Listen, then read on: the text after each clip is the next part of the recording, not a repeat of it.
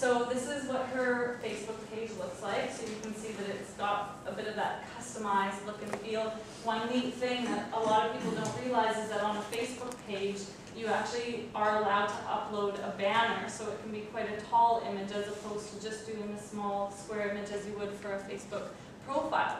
So take advantage of that because it's more space that you can use to put out some graphical appealing information instead of making people hunt through the different tabs or text in order to find out about your company. Quick question. Yeah? Do you know what the maximum pixel length of that is? You know what? My business partner does, but I don't know. Does anyone know the 200 by 600. 600, yeah.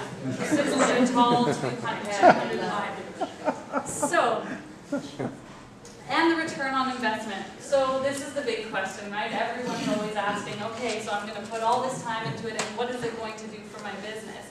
And Laura has had results from it, so I can give you a little bit more of the specifics of it. But I often, when someone asks me, what's the return on investment of social media, I will say, well, what's the return on investment of your telephone? It's a communication channel. It's a way that people are expecting to be able to get in touch with you.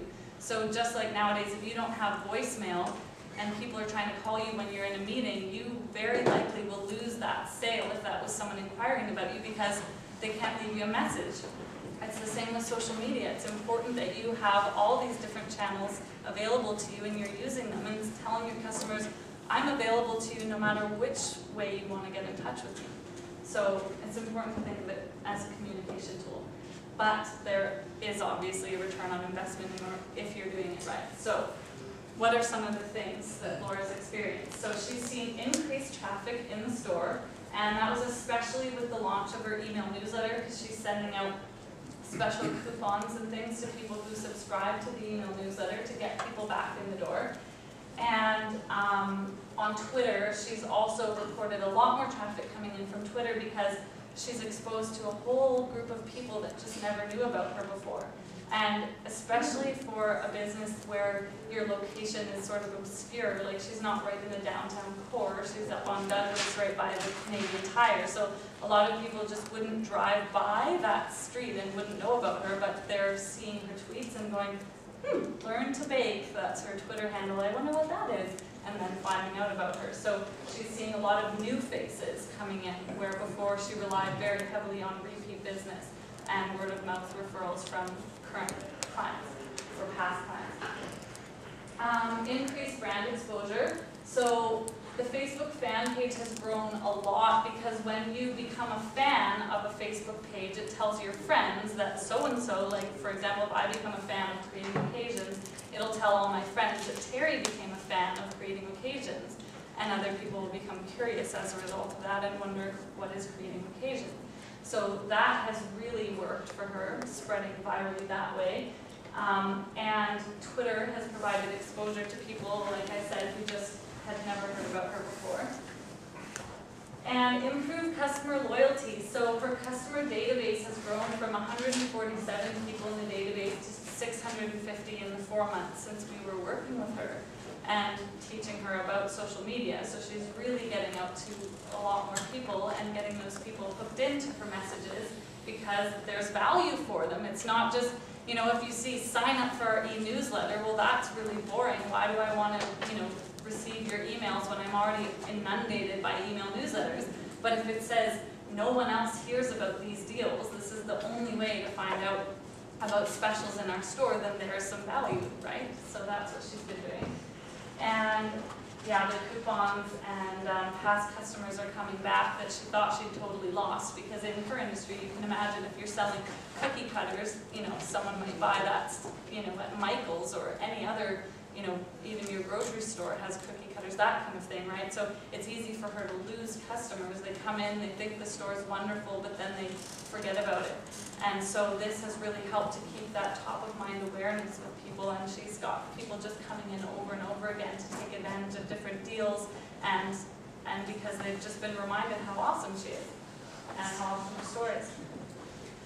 Increased class registration. So she used to have a lot of problem with classes being canceled because she didn't have enough people registering.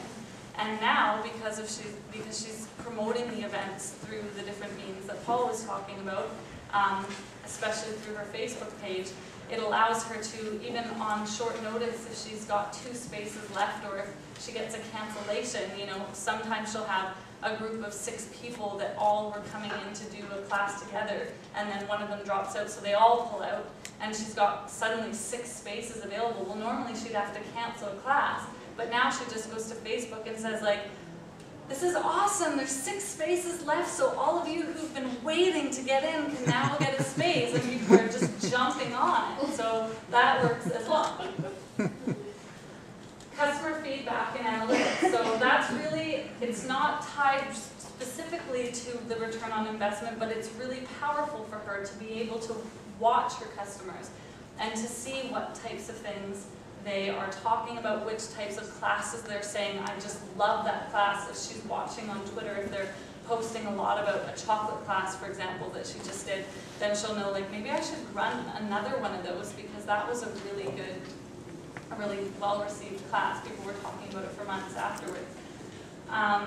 One thing that I wanted to talk about, I'm just going to go back to the Facebook page. One contest that she just did for March on the page was neat because she's trying to get outside of just being that person who's promoting her own business and bring in other businesses from the community onto her Facebook page. So she can become, she can include other Facebook pages in the community as favorites. So if you scroll down to the bottom of the page, you'll see some of her favorite pages. So she's really embracing a lot of other local businesses, that's one thing. But she does a contest every month where she'll also help to promote another business. So last month in February, she did a contest for winning a package where you can learn how to scuba dive at Beyond Deep Diving, which is another local business.